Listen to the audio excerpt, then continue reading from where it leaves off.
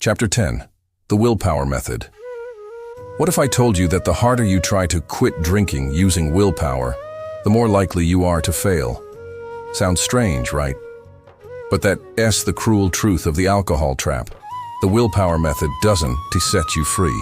It cements your belief that you can never truly escape. In this chapter, Allen Carr reveals why fighting alcohol only strengthens its grip, and why freedom begins not with willpower, but with understanding. Carr begins by exposing a painful irony. The willpower method, the most common way people try to stop drinking, is also the very reason most never do. Far from freeing us, it convinces us that we're powerless, that alcohol is stronger than us, that quitting means sacrifice. He says the trap starts long before we ever pick up a drink. We were brainwashed from birth to believe alcohol is both a pleasure and a crutch. So when we first drank, forcing down that bitter, burning liquid, we expected pleasure because everyone around us said it was there. We didn't enjoy it, not really, but we persisted.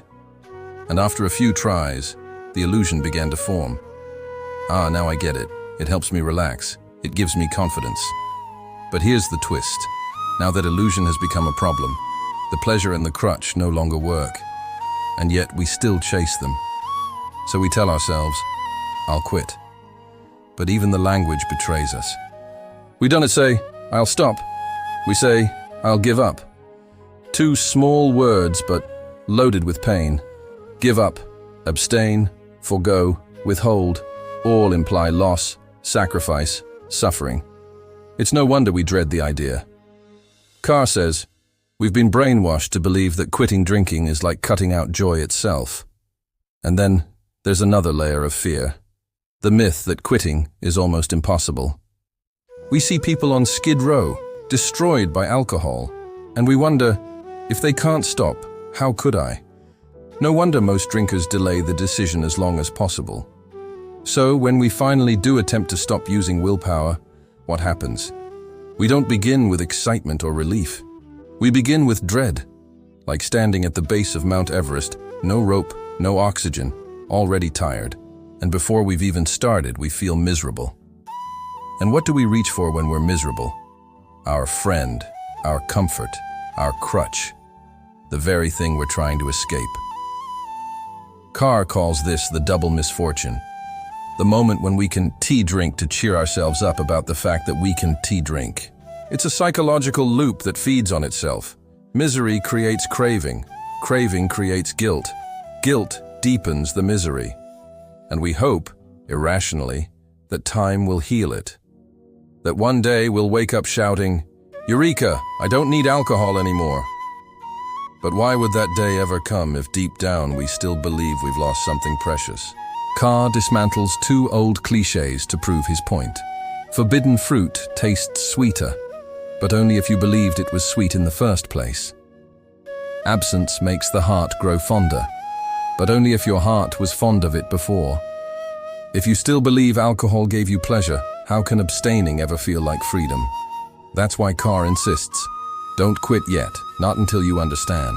He wants readers to keep drinking while learning, so they can prove to themselves that there is no real pleasure or benefit, only illusion. Then, he dives deeper into the psychological sabotage behind willpower. Let's say you manage to stay strong for weeks, maybe even months. You start feeling better. Your health improves. Your money situation stabilizes. Your relationships heal. But here's the hidden danger. As your life improves, your reasons for quitting fade, just like how you slow down after seeing a car accident. But soon, you're speeding again.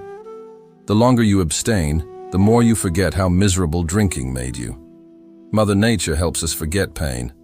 And in this case, that kindness backfires. Eventually, temptation whispers, maybe I've been too hard on myself. Just one drink, I can handle it now. And there it is, the trap reset. That first drink rehydrates your old habit. It lowers your inhibitions, numbs your awareness, and before you know it, you're sliding right back, whether it's fast or slow. The trap hasn't changed.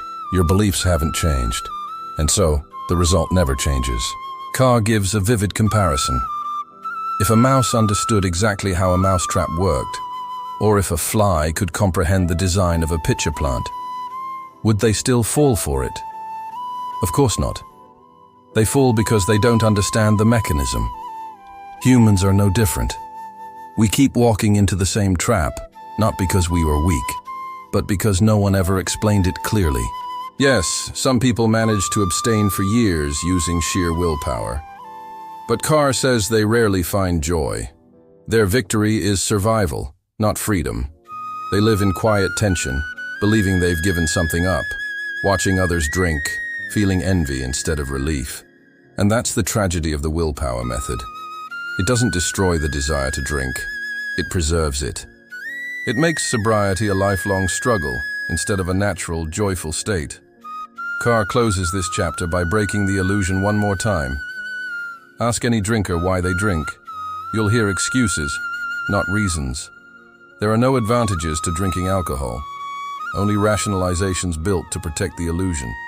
And once you see that clearly, willpower becomes unnecessary. Because when the desire dies, the struggle ends. So, here's the truth. You don't need more willpower, you need clarity.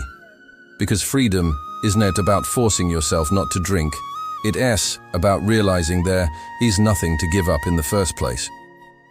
In the next chapter, Allen Carr will strip away the final layers of illusion, revealing the real reasons we believe alcohol gives us pleasure, and how to break that belief forever. That's the turning point, where freedom truly begins.